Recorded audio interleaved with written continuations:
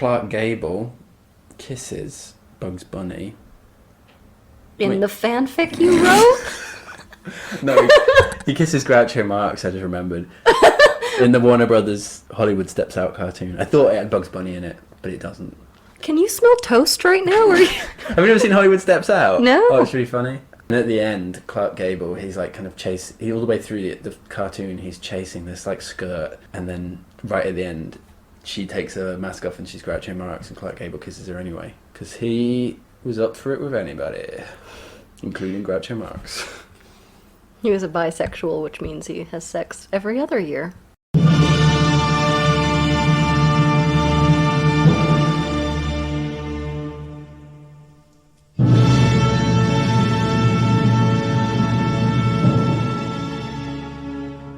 Welcome to Save Me From My Shelf, a literature podcast where we take classic tomes off their pedestal to make you less anxious about reading them.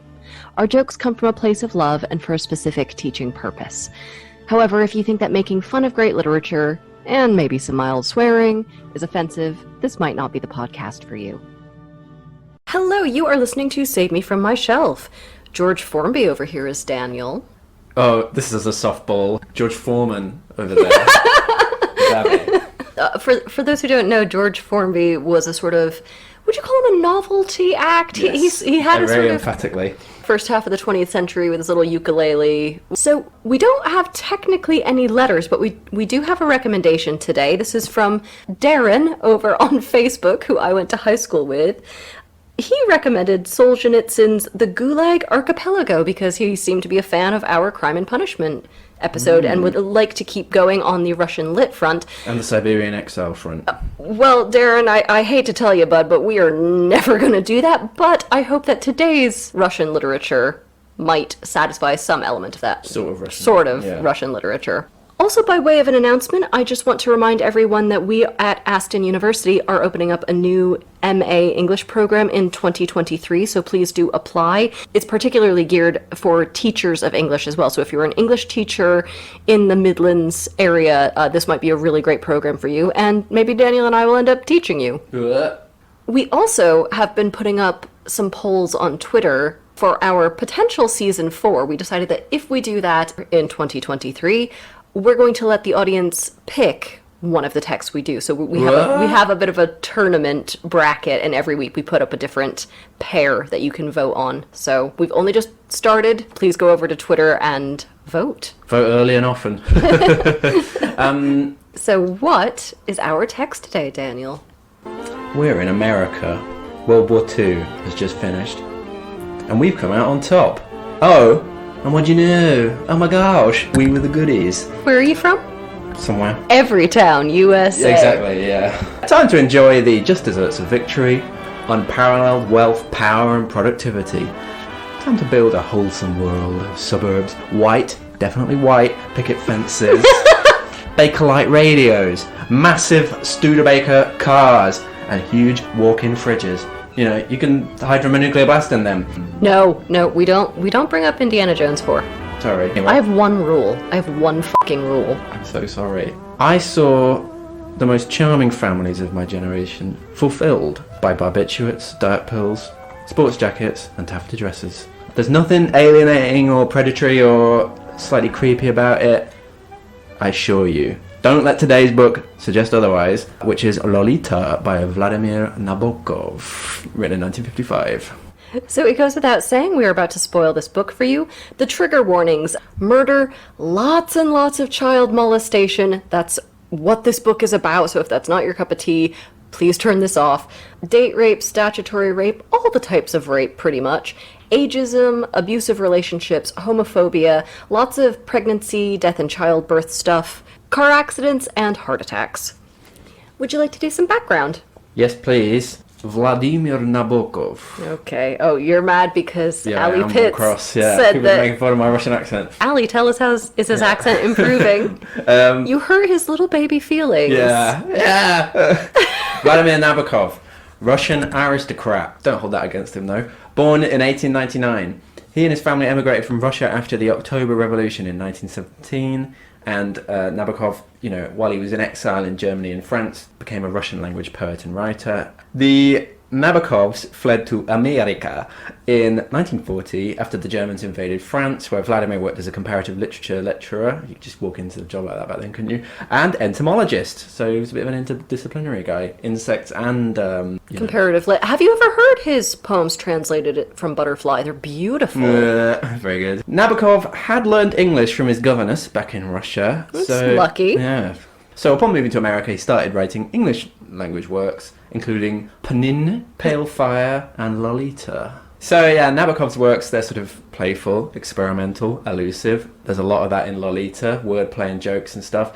He kind of he's obviously building on the modernism, the high modernism of the 1910s and 20s. Equally though, I think we could probably say that he's one of the first postmodern novelists. There's a lot of pastiche and intertextuality, a lot of references to high culture, but also mass culture, isn't there? So Lolita has loads of advertising slogans, popular music, film, various kind of institutional discourses like psychoanalysis from the 40s and 50s. There's also a lot of black humour, isn't there, which I think is more of a postmodern thing than a modernist thing. Oh yeah, this is it's a comedy, but it's the darkest possible comedy. Playing up the sort of general banality of the post-war world, I think, and its cruelty and whatever. So yeah, I think that's kind of those are some of the ways that you could maybe differentiate postmodernism from modernism. Experimental, but in a kind of slightly more jaded and also self-conscious way.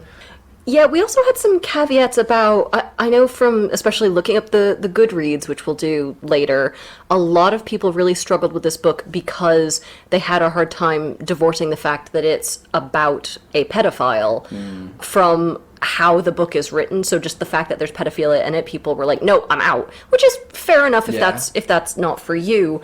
But a lot of people were like, oh no, this book is bad because it's morally bad. And I think a lot of people sort of took it at face value that Nabokov was sympathizing with a pedophile, which he's really, really not. Our main character, Humbert, who's writing this, it's all told through his perspective. He's a very, strange and unpleasant guy, but he's trying so hard to charm you and convince you that he's the victim. To groom you, right?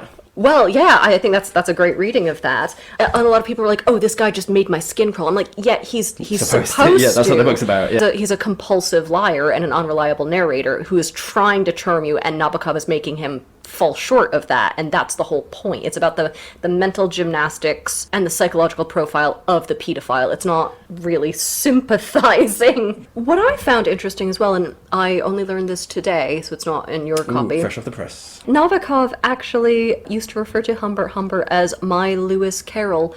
Nabokov was obsessed with Lewis Carroll, the guy who wrote Alice in Wonderland. Lewis Carroll, for those who don't know, has a big question mark over him about if he was a pedophile or not, because he used to, the little girl, I think it's Alice Liddell, I think is her name, he used to photograph her and her sisters naked, but with their mother's consent. There's a question mark over what was going on. Was it a total innocent art project sort of deal? Is it that sort of Victorian sexual self-obliviousness type thing? If you know what I mean. I feel like that's claims people make. That's cool though, I didn't know that. Yeah, well, I mean, there's a lot of wordplay in this, so it's a lot like Lewis Carroll. All right, are you ready? Okay. The book begins with a preface, doesn't it? I skipped the preface initially. Don't do that. It's part of the book. It's not just a preface. I had a go at you where I was like, you missed quite a key detail in the preface. Yeah. It's written by a psychiatrist, isn't it? And it tells us that it was written by somebody who was in prison who died while awaiting his trial. He gave himself a fake name in the story, Humbert, and originally titled it Lolita or the Confession of a White Widowed Male. Why Humbert?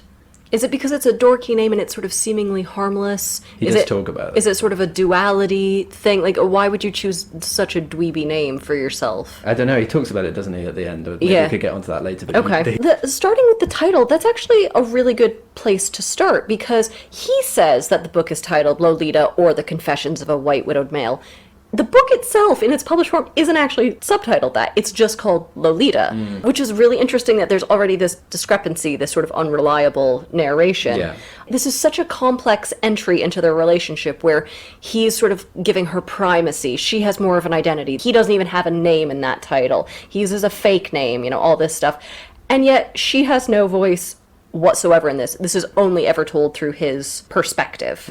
So he's like, no, she holds all the power, but she doesn't in practice. But it's strange that the psychiatrist who published it would remove him completely even more from the title. The way that the book has been packaged sympathises with Humbert's view. Well, Yes. It's buys into Humbert's. Well, advantage. especially because this psychologist editor then says, oh, Lolita Hayes isn't her real name. So, we're trying to protect her identity. But then he gives clues, so many clues that seemingly point to her real name. And I'm like, that's a gross institutional abuse of power and a lack of confidentiality. Also, we should just remember that Humbert's in jail for murder, isn't he? We know that from the beginning. We don't know who he's murdered, but that's why he's there. If you've read it more than once, this opening bit becomes a lot more important. Yes, that's important to say. I would actually, if you read this book, do yourself a huge favor and go back and read this editor's preface again, and I think that's going to really clarify a lot of issues. It really should have come at the end, but it's so much more intriguing coming at the beginning. That's your postmodern thing. Oh, I know. My jaw dropped, and it stayed dropped. We then start on the book properly, and a very famous opening line, quote, "Lolita, light of my life, fire of my loins." As somebody who absolutely hates the word loins, this is that's disgusting. I hate it whenever it's quoted. Then Humbert, our narrator, reveals that, okay, he's a murderer and a pedophile, so guys, you have to excuse my florid writing style. I'm a thinking man's Kevin Spacey. He then gives us his European backstory, his whole idyllic Swiss childhood, and I am getting very Dr. Evil vibes. My father was a relentlessly self-improving boulangerie owner from Belgium with low-grade narcolepsy and a penchant for buggery. My mother was a 15-year-old French prostitute named Chloe with webbed feet. My father would womanize, he would drink, he would make outrageous claims like he invented the question mark. It reads almost identically like that. It's in the sense that it feels, although Nabokov is European, it feels like very much like an American parody of the European world, of like grand hotels and stuff like that. Yeah. Also, Humbert's Swiss, isn't he? He's like one of our first Swiss people for a while after Frankenstein and Colbrand. From Pamela. Colbrand. No. Vidyagoylov wanted to go to Switzerland, which I think tells us all we need to know. There we go. Yeah. So we're very anti-Swiss. Yeah, I think get the creepy owl porn in right now for creepy Swiss character alert. Oh no, we have a lovely colleague who's from Switzerland. Who? Annie. They know all about. Okay. So Humbert has his first sexual experiences with Annabelle, the daughter of a family friend, when they're both around age 13. So she spends the summer there, they fall in love, it's very sweet. They keep trying to do adult stuff, but they're just kids, they kind of can't really make it happen. They barely even kiss, but boy are they randy. Now, on the last day of summer, right before Annabelle has to leave, they finally get up the courage to have sex. But they're interrupted by some old sailors kind of jeering and cheering them along. So they part ways before they can do anything, and then he learns, tragically, Annabelle has died of typhus about 4 months later, which will in no way psychologically impact him. Humbert grows up. He goes to university. While Humbert's in Paris at university, he starts to notice some of the young girls in the area, and we have this bit. This is his major thesis of the book, right? So this comes quite early on. You can tell that he was a college student writing this, because he's writing his dissertation on the nymphette. Yeah, give it 65, probably. Now, I wish to introduce the following idea. Between the age limits of 9 and 14, there occur maidens who, to certain bewitched travellers, twice or many times older than they, reveal their true nature, which is not human, but nymphic, that is, demoniac. And these chosen creatures I propose to designate as nymphets. You don't need to designate things. You're not the Linnaeus of perverts. No, yeah. Sorry. There are some girls who have some X quality to them that makes them appear much older in character, if not in physical appearance, and they're very beguiling, and it takes a special man, a man of genius, to recognize one. Oh, I was wrong. He's the Aristotle of perverts. We're getting into sort of nymphette essentialism here. Okay, all right, I'm on board. I'm back on board. Great. He kind of blames them for their guile, and but he also praises himself for being able to identify the nymphette. So here we go. He's fully developed into Humbert, human restraining order. Carry on. He tries, when he was a young man, he tried to shrug off this kind of preference by going to therapy. Yay! Get therapy. He did, but it didn't work. Oh. So he rationalizes this by looking at, by saying that the law is arbitrary and stupid, and that, many great artists, Dante, Petrarch, Jerry Lee Lewis, fell in love with young girls. So Humbert says, I hope girls like that never grow up. So there's a kind of Peter Pan thing going on as well. He starts hiring an underage sex worker named Monique, and this is the first time he really gets what he wants. Unfortunately, Monique is growing up before his very eyes, and in the span of just a few dates, she's already too old, 15 to 16. He becomes disillusioned. I think that was appropriate in that context. Okay. Keep that in. Okay, we'll keep the siren in. Thank you, siren. Yeah, so he's massively disillusioned by all of this, but thankfully... That's sad, isn't it? Yeah. Follow your dream. You cannot keep a good pedo down, because he picks himself up and decides, you know what? I'm gonna get married. Oh. Now, he tells us there's no difficulty in this at all, because you know what? I'm actually terribly, terribly good looking. So, we're gonna put in some sort of unreliable narrator klaxon here. Please. I don't believe for a goddamn minute that he's as good looking as he says. I kind of assumed you was. You are such an innocent. Oh my god. He seduced you! Yeah, it's true. It's true. Unreliable narrator klaxon almost defeats the, which I like about it, defeats the subtleties of the unreliable. But that's the point of this podcast, so we're going ahead with it. So he marries a woman named Valeria because she reminds him of a little girl, despite the fact that she's in her late 20s. But the marriage is almost immediately a damp squib. She ends up cheating on him. They decide to get divorced, and he's like, you know what, that's it, I'm going to pack it in, I'm going to America. Humbert. I'm not on first name terms, that's his surname. Humbert. That's a good joke, actually. Moves to, I just came over right then. Moves to New England, checks out a lodging situation with a 35-year-old widow named Mrs. Hayes. Charlotte, if you're nasty. Mrs. Hayes is a poor lady in her middle 30s. She had a shiny forehead, plucked eyebrows, and quite simple but not unattractive features of a type that may be defined as a weak solution of Marlene Dietrich. That's not me, that's Humbert who says that. She's a kind of tedious middle-class type, and Humbert is convinced that she's going to try and seduce him. He's really not feeling the living situation when he goes to look around her lodgings, and is about to leave until Mrs. Hayes takes him into the backyard. That's not a euphemism. She literally shows him their back garden. Yeah. Then, without the least warning, a blue sea wave swelled under my heart, and from a mat in a pool of sun, half naked, kneeling, turning about on her knees, there was my Riviera love peering at me over dark glasses. So, Mrs. Hayes has a young daughter who looks a lot like Annabelle. Her name is Dolores, but she's called Lolita. Yeah, and he turns to Mrs. Hayes and is like, wow, crazy thing, I am just in love with this house. So he moves in and instantly starts perving on Lolita. He gets very horrible about the mother, calling her fat and faucine, aka like a seal. Yeah, faucine. And he starts keeping a diary of his innermost thoughts. Here the book kind of turns into an epistolary novel through his diary entries. Do you want to remind us what epistolary means? Do I ever? It means well, I suppose the whole book is kind of like this, isn't it? A text that's very consciously composed of documents, usually letters, but it could be like diary entries and stuff. Here's what he says.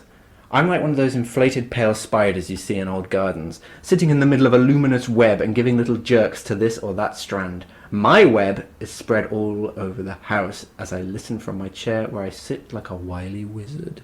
So another unreliable narrator klaxon of him trying to sell himself as this grandmaster. I'm like, you're just in a small house. Yeah. You can hear things. You're not Machiavelli over here. Yeah, it's hardly Machiavelli. So in one of the creepier moments, when Lolita's mother is out of the house one day, it's creepy and kind of funny, mostly creepy, I think. Lolita gets something in her eye, and Humbert helps her fish it out. And he says that in Switzerland, they do this by having someone lick your eyeball. Absolutely fucking not. No, yeah. I am pulling the plug on this episode. That is disgusting. That is the nastiest goddamn thing I've ever heard. Well, Lolita says, sure, whatever. And the passage is so weird that Humbert even starts to refer to himself in the third person. Yeah, dude, I'd want to distance myself from this situation as much as possible. Yeah. I'm just sitting here going, Nabokov, you have parents. Yeah, I always think that, yeah. So Mrs. Hayes complains about her kid a lot, who's just in full preteen rebellion. You know, they fight all the time. She's like, I gave birth to you, you ingrate. And Lolita's like,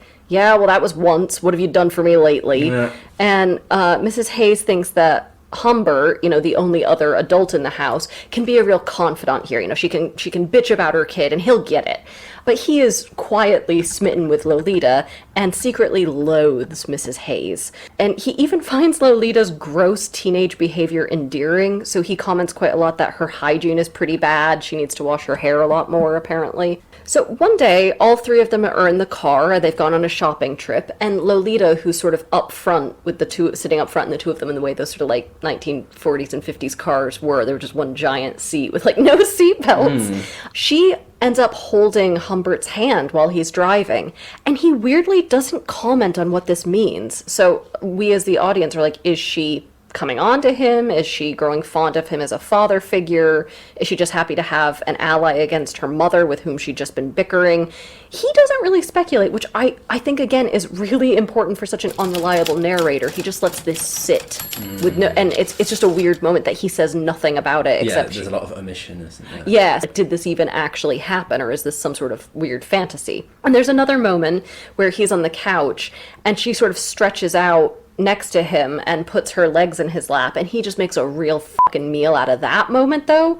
And so I think this book is really good about, obsession and extending these little moments and overthinking them and turning them over and over in your memory. Yeah, well, he writes that bit with them on the couch in such a crazily oblique and high poetical way that I had no idea what was going on. Yeah, what is this? I had to explain, I'm like, they're just sitting on the couch and she puts her legs in his lap. When I read it, I was like, it seems like nothing really has happened here, but it's been written in such kind of crazy, kind of non-Euclidean ecstasies.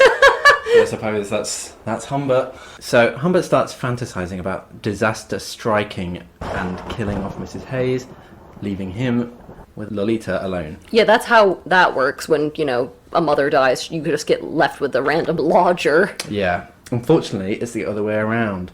Mrs. Hayes can't stand her bratty daughter any longer, so Lolita is going to be sent to a summer camp. A nice farm upstate. And he's going to be left alone with Mrs. Hayes, who is definitely, she's got her eye on him. Not on his tongue, just on him. So he's particularly upset because he knows his time with Lolita while she's still a nympha is short. She's going to be 13 soon. The morning she's to leave for camp, Lolita rushes back upstairs to hug and kiss in a kind of question mark way. Yeah, or at least Humbert makes it seem ambiguous. Him goodbye before her mother drives her all the way out to the country. So after they leave, the maid gives Humbert a note, which he initially thinks is going to be from Lolita, doesn't he? But it's from Mrs. Hayes. The note confesses that she's in love with him, and he has two options. Either pack up and get out if he doesn't love her, or if he's still at home by the time she gets back, then that means he loves her as much as she loves him, and they'll get married, and he can be a father to Lolita. Fucking landlords, man. I don't want to ever side with the pedo, but that's a slightly ridiculous... Landlord and pedo, who will be in the deeper circle of hell? Yeah, choose your fighter. So, obviously he needs to keep Lolita in his orbit, obviously. So he stays. New daddy just dropped then, I guess. Yeah. The letter's overblown, funny, sad. So, in many ways, Mrs. Hayes and Humbert are quite similar figures, aren't they? They have kind of quite similar overwrought prose styles. They're both a bit pathetic and weird and repulsive in their own ways. But, I'm going to stick in an unreliable narrator klaxon here. Are we sure, first of all, that she wrote this to him at all? What? I mean, it's very possible that he seduced her and is just telling us a totally different story. Part of me, I don't know that he didn't orchestrate this all to stay with Lolita. And even if she did write it to him, it seems so much in his voice, and he says he's trying to remember years later as much of this as he can from memory. So it's just, again, his voice taking over as usual, and we're getting none of the women's authentic voices here. I'm afraid to say that I think we're going to have the unreliable narrator klaxon blow in all the way through. So Humbert and Mrs. Hayes get married very hastily before Lolita's even back from camp. The prefab I have here is, congratulations to the bride and groomer. Humbert struggles, though, to perform, so he has to drink a lot of pineapple juice and take a lot of vitamins. I did not know that my Flintstones chewable had the power to give people climaxes, but you learn something new every day. Mrs. Hayes, who's now Mrs. Humbert, she's just completely adoring, and it's kind of grotesque, and he puts on a good act of tolerating her, until she reveals Actually, Lolita's not coming home at the end of summer. She's not coming home at all. I've arranged it so we can be alone as newlyweds. Lolita, she can fuck off straight from camp to a boarding school. No. She'll stay there until college 5 years later. We never even have to see her again.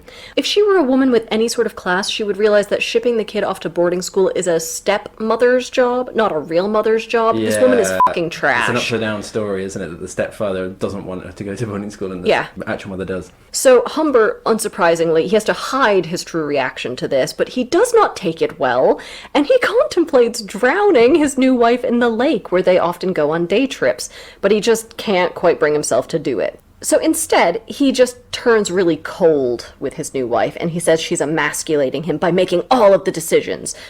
In reality, it's obviously just the one decision he objects to, but because she is a complete bungalow of a woman, nothing upstairs, she can't see what's really obvious, sort of how he acted when Lolita was home, how desperate he is to get her back. Like, as a mother, she should be a lot more suspicious of this. He also, terrifyingly, starts experimenting with drugs to knock out his wife and eventually to knock out Lolita when she comes back. The wife is the practice. So, the wife is the practice, but he's gonna do it to both of them so he can molest Lolita when she's sleeping with no worries about interruptions. One day, Humbert comes into the room to see his wife crying. What happened? She's rifled around in the locked desk where he keeps his diary, and she's read every creepy thing he's ever written about her daughter, and every cruel thing he's ever written about her. Presumably she got like a dictionary out. After that, she started crying. She kicks him out of the house, and he tries to pass it off as him writing a novel and just, plugging her and her daughter's names in there as placeholders. That is the worst, it's not what it looks like that I have ever heard. Yeah, I know. He goes to make her a drink in another room and is talking to her, trying to gaslight her, but she won't respond. Then the telephone rings. When he answers, it's a man saying, "Mr. Humbert, your wife's just been hit by a car and is dead." He's like, "Ridiculous, my wife is right here." But she's not. While he was talking, she ran out of the house and in a peak of emotion didn't notice an oncoming car. She's dead, and Humbert is now Lolita's sole guardian. Mrs. Hayes' discovery died with her. So, pretty good for Humbert, I think. Yeah, well, hell, I had a great time with her last moments. Aren't we having fun, everybody? Yeah. This is, in fairness, though, this is a bit like, it's like, in Psycho, where the famous bit where he tries to...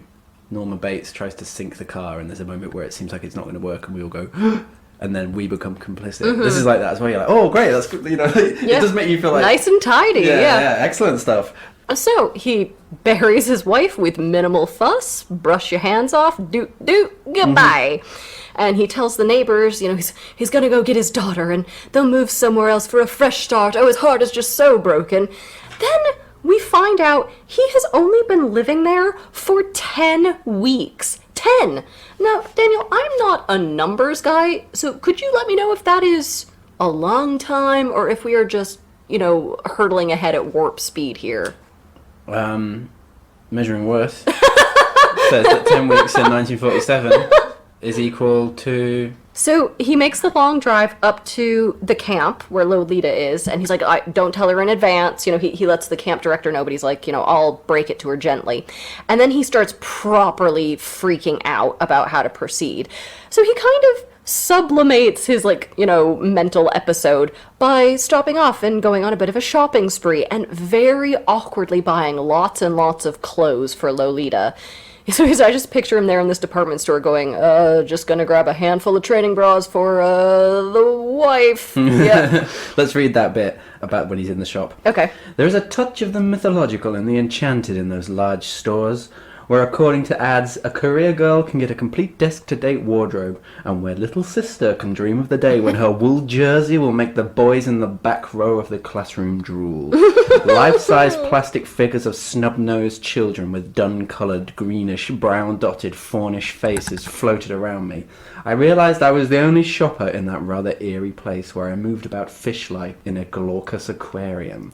So that's great. Yeah, it's great. And also just the kind of creepy banality of America in the 50s. You get a real outsider's perspective of America in parts like this. I know you were saying there was a bit where it's almost an outsider's perspective of a European childhood, but Nabokov is sort of an outsider everywhere he goes, isn't he? This is a satirical device, though, yes. Having that sort of stereoscopic vision where both sides show the weirdness of the other. Yes. Also, it just kind of shows how sort of vaguely paedophilic the culture already was.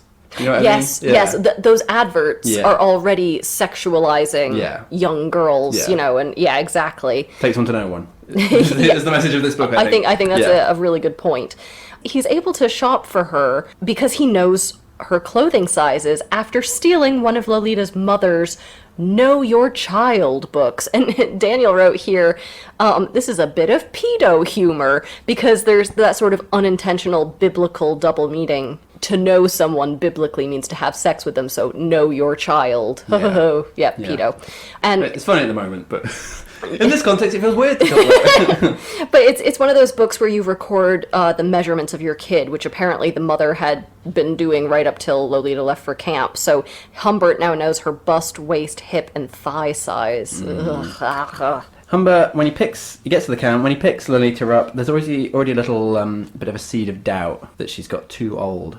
12. At 12? Yeah. What, she's already depreciating in value like she's a car he won on The Price is Right? Again, objectifying. But the doubt quickly fades. She's back to being perfect in his eyes. Oh, honey, I don't know how to break it to you, Humbert, but she's not perfect, as you're about to find out. Yeah, poor old Humbert, yeah. The prefab I have here is, he thinks she's a 10, but she's just 2 5s stacked under a trench coat. Yeah, that also sounds like an age thing.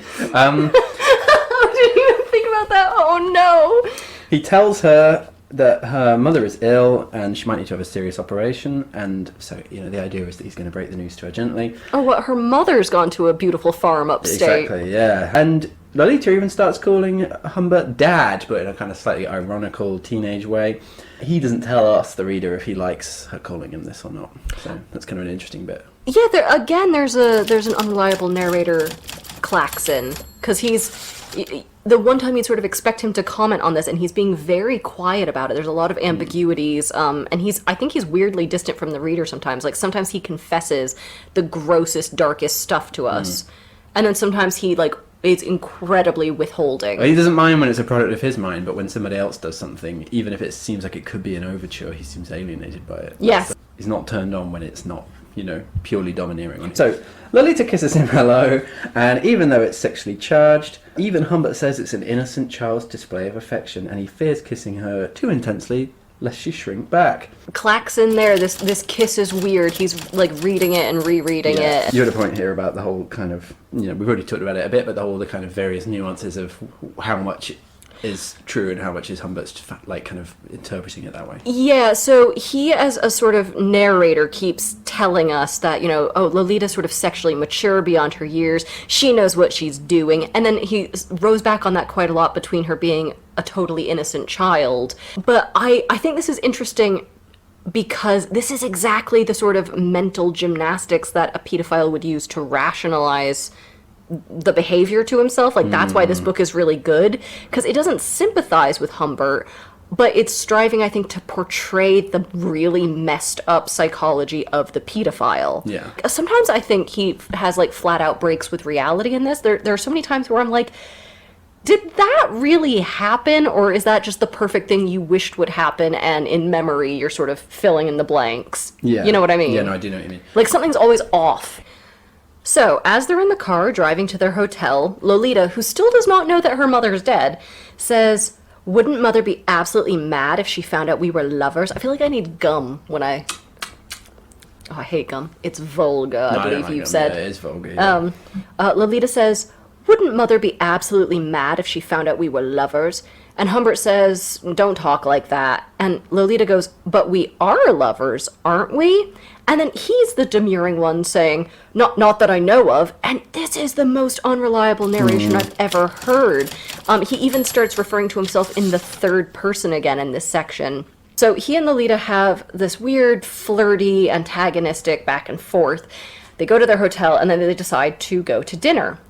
Humbert brings out this vial of these beautiful purple pills, and he's like, "Oh, these are just vitamins. These are the drugs that he's gonna knock out Lolita with." And Lolita's like, "Oh, they're so pretty. Can I try one?" So he takes her up to the room, and while he's waiting for her to, fully fall asleep to make sure she's really out, He kind of needs to psych himself up, so he goes down to the bar, and some weird guy strikes up a conversation with him. This whole bit is great, isn't it? With him, like, nervously walking around the hotel. Carry on, sorry. Do you want to be Humbert, or do you want to be the weirdo? There's a, because they're both Yeah, pretty. I know. And also, I'll be the weirdo, please. Okay. Where the devil did you get her? I beg your pardon? I said, the weather's getting better. Oh, seems so. Who's the lassie? My daughter? You lie, she's not. Beg your pardon? I said July was hot. This section is so weird. Either Humbert's guilt is getting the better of him, or someone knows something's up and is trying to mess with him. Whatever this happens, the scene sort of like fizzles out. And eventually, when Humbert assumes that Lolita's properly unconscious, he goes back up to the room. Only, Lolita isn't properly out. What? Turns out the sleeping pills were only very mild sedatives and don't actually have a strong effect. No. I know, I'm sorry you gotta postpone your child molestation, dude. This is why you don't get your drugs on Craigslist. Humbert... Sorry, oh my god, you're so excited for this. Ooh, I'm all of a flutter. Humbert has a terrible night, and here's this very long quote that I enjoyed. There was nothing louder than an American hotel, and mind you, this was supposed to be a quiet, cosy, old-fashioned, homey place, gracious living and all that stuff. The clatter of the elevator's gate, some 20 yards northeast of my head, but as clearly perceived as if it were inside my left temple, alternated with the banging and booming of the machine's various evolutions, and lasted well beyond midnight. When that stopped, a toilet immediately north of my cerebellum took over. It was a manly, energetic, deep-throated toilet, and it was used many times. Then someone in a southern direction was extravagantly sick, almost coughing out his life with liquor, and his toilet descended like a veritable Niagara immediately beyond our bathroom. Oh, I love all this stuff. It's like Swift, isn't it? This. It is actually. Yeah, it is. He's really working overtime here. I thought that the toilet thing, I thought that was a spoof on Niagara Falls as a popular honeymoon destination. The sort of first night scene, but it's grotesque and loud, and someone vomiting in the next room. American tourism is one of the main subjects of this novel, isn't it? So it would make sense that the grotesquerie of the body and the other two. Anyway, then a shocking statement. Humbert says he thought after his initial failure that it would take years to properly groom Lolita. But after she sleeps off what little sedative is in her system, quote, by 6 she was wide awake, and by 6:15 we were technically lovers. I'm going to tell you something very strange. It was she who seduced me. No, sorry, nope. She is a child. You are not some sort of will-less sex toy set to chaos mode. In short, he's in bed, nuzzling all up on her, and she tells him about this childish kissing and sex games that she played with the kids at camp, and Humbert kind of feigns being a virgin, doesn't he? So she's like, oh, I'll show you the game we played, and the idea is that they had some kind of sex, or did some kind of sex thing. So, let me get this straight. So, to seduce a 12-year-old, he actually went... How does it go? Milk, lemonade? I'm just not getting it. You've just got to show me. So, they've done the deed, and the only merciful thing I can say is we don't have to see it. So they leave the hotel the next morning, and Lolita seems totally fine until they get into the car. Then she says, quote, "You chump, you revolting creature. I was a daisy fresh girl, and look what you've done to me. I ought to call the police and tell them you raped me. Oh, you dirty, dirty old man." But Humbert can't tell if she's joking or not, and we can't tell if Humbert's recollection is even correct. And even if it were, why would he tell us this? It's a confessional narrative, though, as well, isn't it? He does often talk about how he considers himself a dirty old man. So Humbert uses this awkward moment to tell Lolita that her mother is dead, and we don't get her reaction at all. He completely skips over what she does or says in that moment. The only thing he says is, quote, "In the gay town of Leppingville, I bought her 4 books of comics, a box of candy, a box of sanitary pads, 2 Cokes, a manicure set, a travel clock with a luminous dial, a ring with real topaz, a tennis racket, roller skates with white high shoes, field glasses, a portable radio set, chewing gum, a transparent raincoat, sunglasses, some more garments. At the hotel we had separate rooms, but in the middle of the night she came sobbing into mine, and we made it up very gently. You see, she had absolutely nowhere else to go." I can't imagine the clerk at the Leppingville Macy's being like, "Well, what brings y'all to Leppingville?" And he's just like, "Bribery for pedophilia." Like, You what? too? Part 2.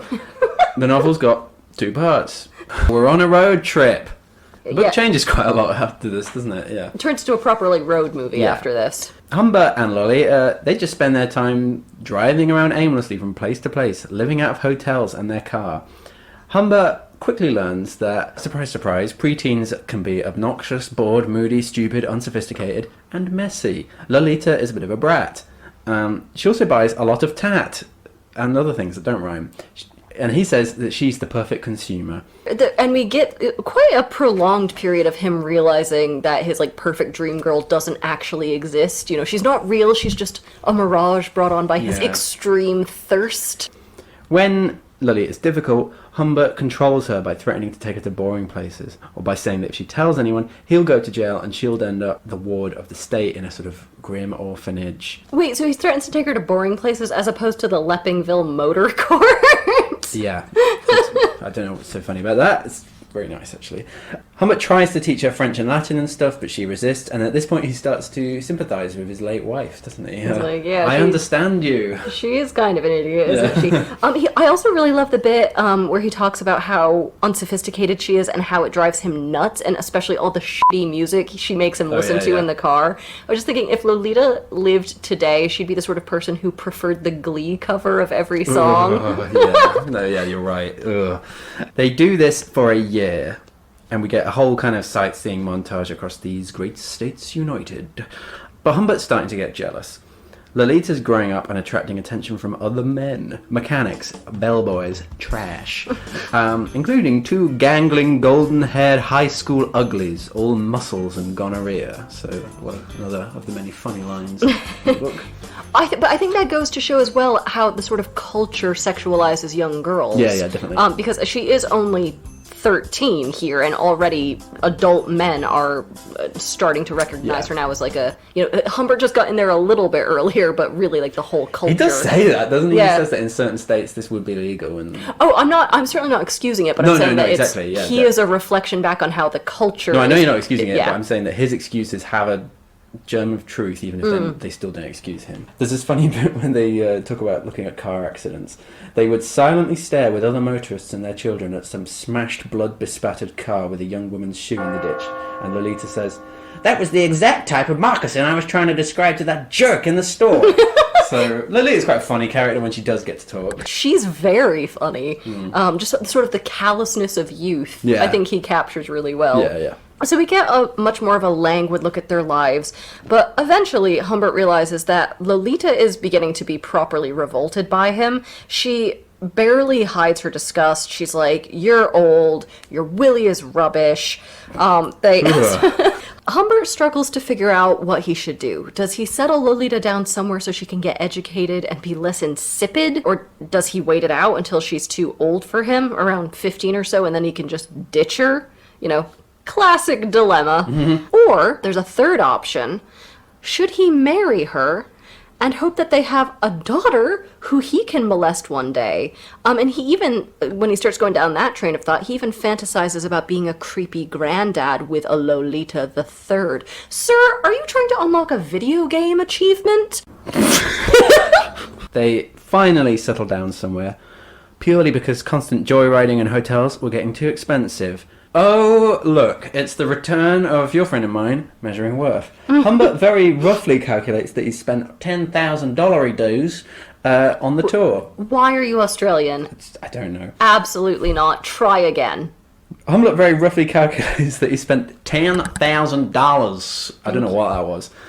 Humbert very roughly calculates that he spent $10,000 on the tour. So we got Measuring Worth stateside edition. You said stateside edition, you're here? From New Orleans. Is this the point where we're going to find out that you've just... I've got schizophrenia. No, that you've been suffering from carbon monoxide poisoning? Right, yeah, maybe. So, if you want to compare the value of $10,000 in 1948, there are the three options. We all know them. Sing along if you know it at home. The real price of that commodity. So, just in terms of inflation, $113,000 today. The labour value of that commodity, so in terms of wages, $219,000. That's a lot of money. Income value. Well, I said there were three choices. There's four. Income value of that commodity, $370,000. Whoa, that's a lot. So that's like a portion of your sort of wealth. Finally, economic share of that commodity, $838,000. He spent a lot of money. 10,000. I'm sorry, I put myself to sleep in self-defense. Right, took one of your purple pills. Okay, anyway, so that was fun, wasn't it? A bit of stateside measuring worth. Fun for who? I'm not sure. So, Lolita is enrolled in Beardsley School for Girls. No boys better sniff around. And it sounds like a sort of really crap, sort of weird private school. It has a kind of funny pedagogy. The head mistress says, "We're not so much concerned, Mr. Humbird, with having our students become bookworms or to be able to reel off the capitals of Europe, which nobody knows anyway, or learn by heart the dates of forgotten battles. What we are concerned with is the adjustment of the child to group life. This is why we stress the 4 Ds. Dramatics, dance, debating, and dating." Well, Lolita's gotten nothing but D's in school up to this point. I hear continuity is good for kids. And then she says that Lolita's young dating life is similar to a boy's ability to form business connections. So it's very sort of mid-century again. So Humbert just fucking hates this school, but he has found a bit of a silver lining. It's right across the road from the house they've rented, where there's a big gap in the school fence, and he can sit there all day with binoculars and not only keep an eye on Lolita, but also perv on some of the other young girls. The prefab I have here is, he is the Chuck Berry of Jimmy Stewart's.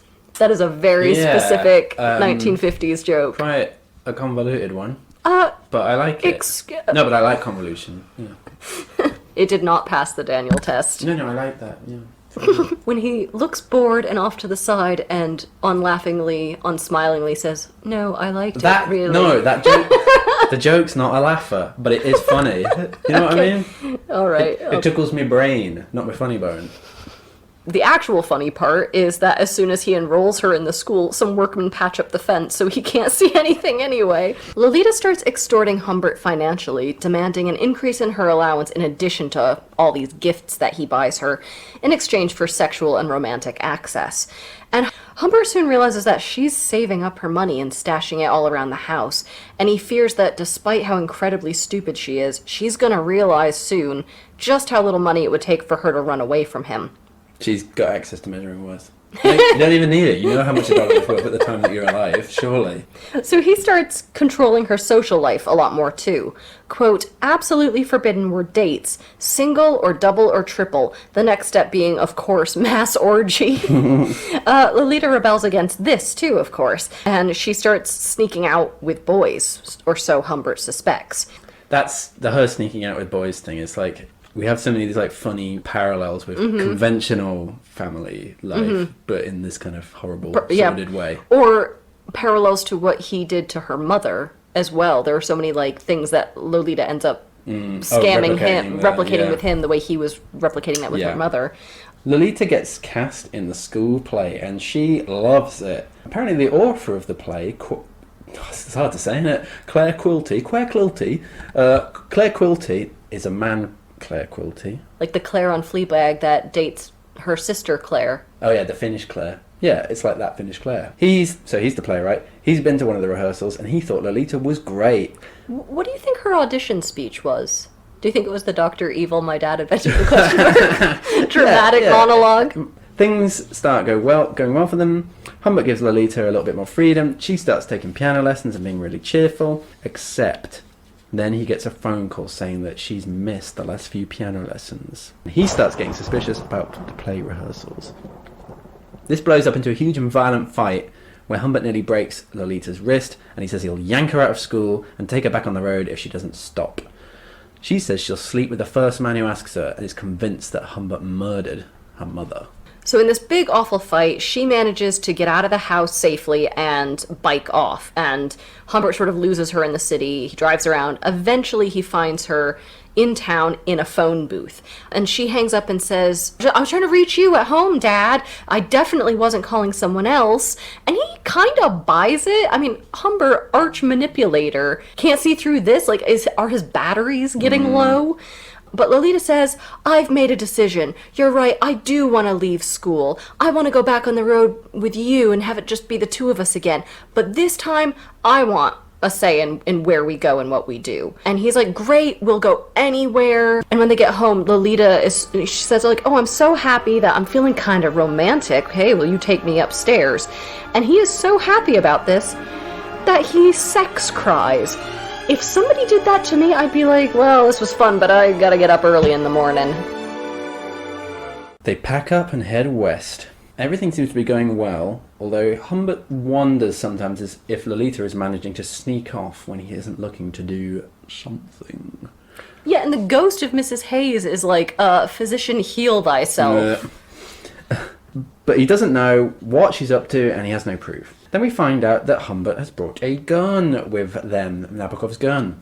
It's never a good addition, is it? He starts to kind of get a bit paranoid, doesn't he? And is possibly hallucinating a red convertible that it might be following them as they travel through the Midwest. Can I read my prefab? Please. Well, Missouri loves company. Very good. Is Lolita drugging his liquor, he wonders? Is the car real? Who could be following them? A private detective, maybe, hired by someone who's grown suspicious of them. One day he stops for gas, and then, no. One day he stops for petrol, and when he goes inside to pay for it, he comes out to see the man in the red convertible has stopped and is talking very seriously with Lolita. Worst of all, they seem quite familiar with one another. But how? When confronted, Lolita says he was just asking them for directions. Humbert is convinced the guy is a cop or a private detective on their tail and tells Lolita never to talk to him again. They're pursued for days, but finally manage to lose their guy. So one day they get a flat tire and Humbert gets out to fix it. As he's doing that, he sees the red convertible following them again. He decides to confront the guy, but as he approaches the oncoming car, he sees Lolita jump into the driver's seat of their car and try to drive off. So this young asshole Tokyo drifting her way down the road at 3 miles an hour with a flat tire. He manages to get back in the car, and she's like, Dad, you just forgot to put on the emergency brake, and the car started moving on its own. I was just stopping it. Like, okay, all right, sweetheart. So the man in the convertible drives off, and Humbert is like, right, I need to start carrying a gun around in my pocket. It's not enough to be in my suitcase anymore. Then things take quite a dark turn. Lolita gets really sick and has a very bad fever. Humbert sort of examines her in their hotel room, and this bit, he declares... Yeah. Sorry, just reading it. I know. He declares her uvula, the little dangly thing at the back of your throat, quote, one of the gems of her body. What? And he says, and this has a bunch of question marks from me, he says, quote, her brown rose tasted of blood. What the fuck does that mean? Is he licking her butthole? What? Is that, or is he talking about, like, her mouth? Because mouths are often described as roses, and maybe she's, like, ill, so it's brown. I'm being very hopeful here.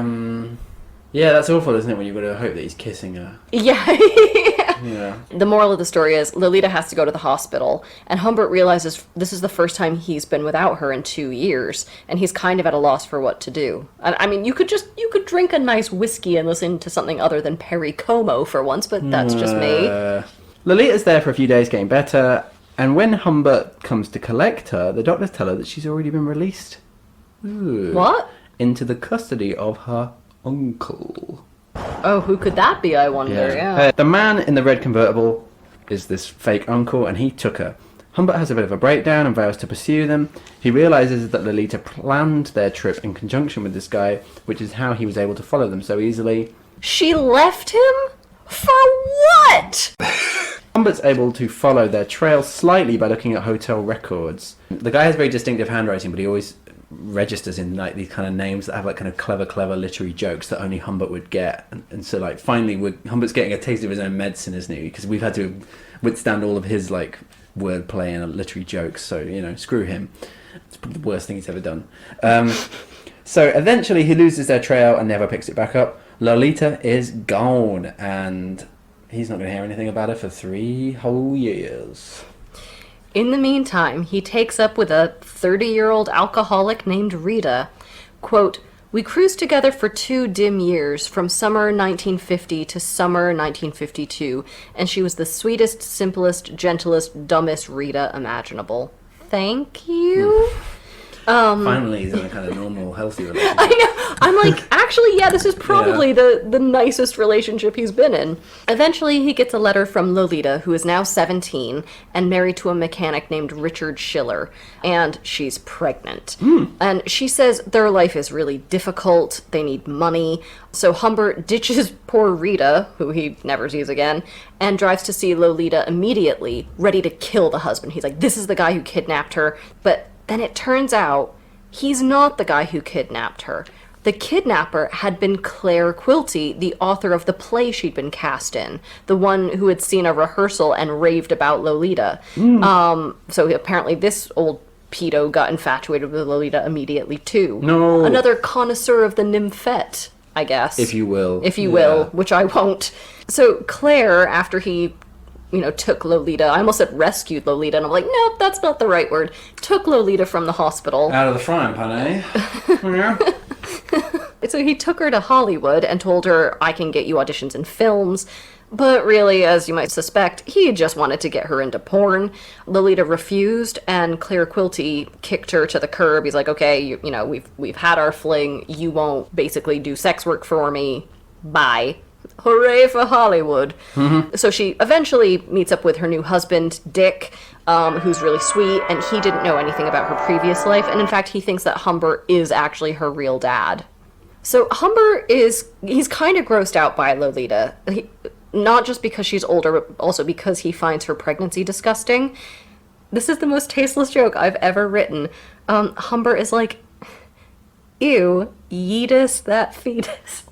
Despite his sort of disgust at her, there's still a little bit of an attraction or an affection there. So he tries to blackmail Lolita into sex. She needs the money. Hey, let's go get a hotel, for old time's sake. Or better, leave your husband, come back with me. And she's not into the idea, but he gives her $4,000 anyway with no strings attached. I mean, he did sort of steal her inheritance from her mother, so... I remember this bit thinking, like, what a good guy. But you're right, he's not a good guy. Yeah. So he's like, right, if you ever need me, I'll be in California, revenging, and then he leaves and he never sees her again. Humbert tracks down Claire Quilty's house, and early one morning he goes there and discovers that the front door is unlocked.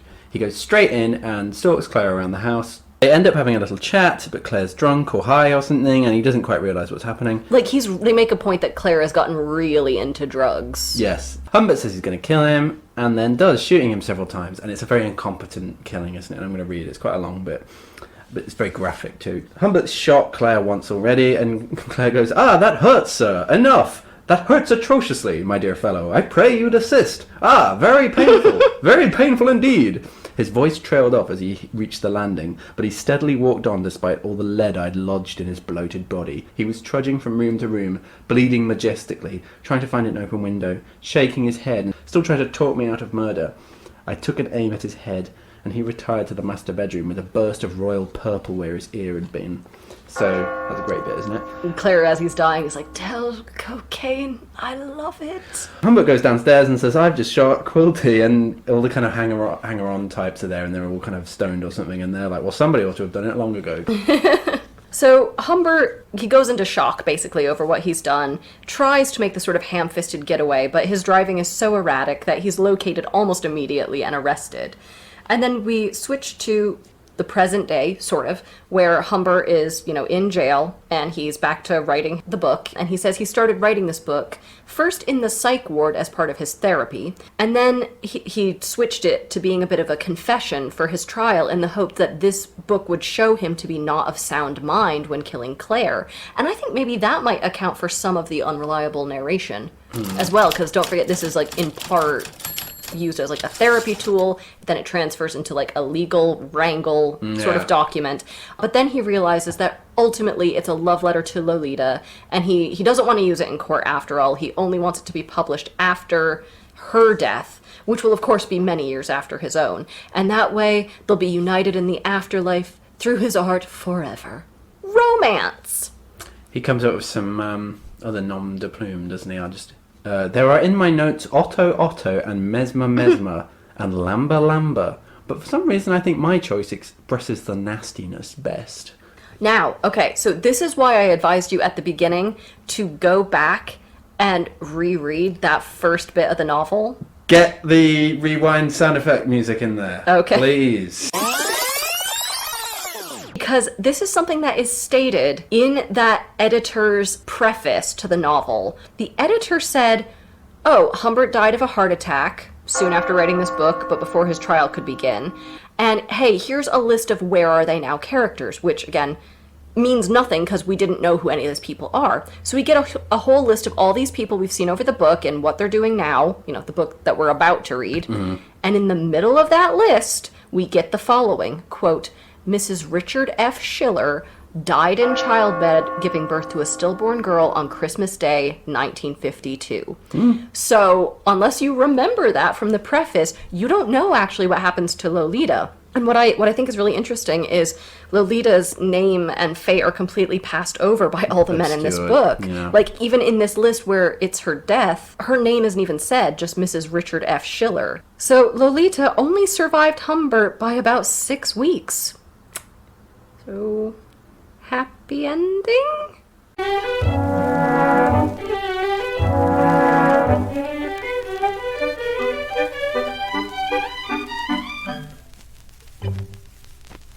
So, should we have some casting? Yes, please. Okay, so I really struggled with this one, but I think I've landed on something that would get the tone perfectly. So it's a really funny book, but it's really messed up in terms of gender and sexuality. There's a really mean-spiritedness to this. So, this would be good as a Bill Murray late 80s, early 90s comedy. And I want... Who would be the best Lolita who was working at that time with a super baby face, but played characters who are often way mature above their years and is very funny? Reese Witherspoon. Okay. She was, if you saw her in Election, she plays kind of a go-get-'em I've never seen Election. Lolita. It's very funny. I should be watching that. She plays a type A Lolita, Yeah. basically. And I want, as Claire Quilty, Bobcat Goldthwait. And Bill Murray, has that real, meanness. Oh, yeah. Especially in those late 80s, early 90s ones. I don't associate him with loquaciousness, though. I think that's the problem. Oh, but he plays films where he's a talker and he's a, Yeah, I'm sure, but I was imagining somewhere a bit more like effete, a bit more kind of literary. But I think that's great because there's something sort of virile and almost hunky about Bill Murray, even though if he's like, yeah, I'm very good looking, that has a funny comedy resonance. Yeah, okay. No, I know, I get it. I'm not surprised, and I get entirely where you're coming from. I'm just disappointed, I think. No, that's not what I mean. No, I'm just it's not what I imagined from my Humbert. But your Humbert is fine too. All Humberts are welcome in my utopia. That's good. I like that. Oh, off, you no, do I do not. like that. No, like that. No, you don't. I just really hate the late 80s. I know you do, because you're a puritanical snooze of a man, and I'm sorry that I've subjected you to all of our listeners, so. And now for our segment, Bad Goodreads Reviews. So there's one that's just GIF of that pedophile from Family Guy, followed by 1 star. So, helpful, useful. I am down for taking out the peds. Nasty bastards. 1 star. And you know what, friend? You're not going to get a lot of pushback from me on that. I mean, it doesn't tell us anything about the text, but okay. And then my favorite one, because there's a typo in it, is too, just spelled T-O, too much French. 1 star. And I was like, friend, if you're going to complain about the other language, make sure your English is correct. So. Analysis, please. I wanted to talk about Humbert being weirdly obsessed with Lolita's feet and her legs, but he fears her mobility. But he, really is into her feet. Yeah, that's cool. The idea of mobility, he's happiest with her when they're traveling around, as long as she's trapped in the car. So she's constantly in motion, but she can't go anywhere. Yeah. I can really see the sort of Russian influence. So when we talked about Crime and Punishment, we talked about all the nicknames they have. They love a diminutive. Dolia. And, her name is Dolores. She mostly goes by Lolita, but he also calls her Dolly, Lola, Lo, and Lolita. But we actually never know what her real name is. What about the pacing in this? Does a lot happen in this book, or does, nothing happen in this book? I can't tell. I think that's part of it, right? That it's a kind of... Humbert's style is very eventful, isn't it? And every, the slightest sort of brush of Lolita when he first meets her, it's kind of turns into sort of rhapsodies over pages. But then also, as you say, they cross America. He, crosses America, 3 times or something like that. And that's just kind of lumped into some kind of prose poem that lists all of the names of the hotels. So, yeah, you're right, there is a kind of playfulness with time. But I was thinking about this is all psychological buildup. There's usually very little, like, relief in this. So the first half of the novel is all the tension and dread leading up to sex. And the second half is that exact same tension, but leading up to some sort of death, and we're not sure whose, or leading up to him getting caught. Also, you just saying that they're on the road reminds me of On the Road, which was written around the same time. Oh, yeah. I wonder if, do people compare the two? I would, but I can't stand On the Road and never made it all the way through. I'm sure some of our listeners will object to that, but I definitely prefer Lolita to On the Road. I'm sure there's some sort of mid-century ennui and... What's freedom? It's anomie. It's not Yes. ennui, it's anomie. They've got this freedom. They've got all this money. Or malaise, maybe, is the better. You got the mal de siècle. You got the fin de siècle malaise. Every part of every century, everyone's miserable. What's going on? But I still think that idea, you've got the car, you can go wherever you want, but it's all the same, and it's very conformist and dreary. And even transgression, either the kind undertaken by the Beats or that undertaken by Humbert, which are two very different faces of maybe what you could call quite similar transgressions, are kind of ultimately revealed to be destructive or hollow. Well, and it's also that sort of we're in the period of like high cowboy romanticism, but this is sort of... The West is well and truly one. But exactly, the West is one, and now we have all the promise that comes with it, but what we have is so hollow, and there are no worlds left to explore, and everything is just shopping malls and diners, and it's like that sort of like that constant driving to settle, but settling is actually horrible. Yeah. The strange ordering of the plot. You wanted to say something about that? I thought that was so weird that we put Lolita's fate at the very beginning of the novel when we don't even know who she is going by this other name. Why would you sort of obfuscate what happens to her? Is it because Humbert never found out? Because he died 6 weeks before her? Does it make it somehow more hopeful that this poor kid is gonna, like, maybe have a good life with Dick? Or does it show that her identity is even further eradicated in favor of, like, Humbert's ideal vision of her? I also wasn't sure if it was, a way to connect her further to Annabelle, who also dies young and off-screen. Yeah. He speaks in untranslated French so much in this really book. Annoying. Yeah. It is annoying, but it's also part of building his character. He's pretentious. He keeps the reader at arm's length. So Nabokov is kind of saying, like, guys, what if you had to, like, read a whole book written by that obnoxious guy in your MFA who's trying to impress you? So I think the French stuff, people got really annoyed with it in Goodreads, but part of me kind of wonders if that's the point. This guy is a wanker. Also, there is that kind of, it's again what we've been talking about, mediation, and that we are kept at arm's length. And that Nabokov is writing in a foreign language, like not his mother tongue, which is kind He's of writing impressive. in two foreign languages. He's writing a book in English that then sometimes has French in it. But there are all these layers of obfuscation and stuff, which I think is part of it. When I was reading this, I was like, ooh, yeah, Humbert, he's from the old world, and he's reacting to America in this tacky way. Lolita, she's from the new world, she's young, ooh, maybe they're a kind of analogy for old world and new. And then in the afterword, this is funny, in the afterword, Nabokov trashes, quote, an otherwise intelligent reader who described Lolita as old Europe debauching young America. So, is that me told? That is you well and truly told. But what about Death of the Author? I'm allowed to think what I like, am I not? This is a free country, ain't it? Oh, you're allowed to think what you like, and be wrong. Nabokov is happy to think what he likes, which is that's a valid reading, but a shallow. Yeah, you're a basic bitch. I think it's fine. So let's have some advice then. Hit me. So we've discussed before in our Pamela episode that actually hating a book is a lot more useful in terms of critical analysis, because you having that distance from it allows you to sort of coldly analyze what you don't like, what doesn't work, much more so than if you like a book. It's sometimes a lot harder to analyze why something works for you. And I think the same goes for a book like this, where a lot of people express disgust at reading it. Disgust is really useful to analysis. So what is it precisely that's disgusting to you? Is it the content itself? Is it the way the content is handled? Is it a particular character, a narrator, or an author? Like, those three things are not the same. Is the author also being satirical with this? Does the author's personal life have any bearing on what happens here? And these are all useful threads to pick apart to help you figure out, what's going on in a text. Next episode, clue time, please. Do you have a clue? No. I forgot what the book was for a second. So this is a play that gets studied a lot in Britain. It's set in the Midlands, that's where we are. Wait. And it's about the world's worst engagement party.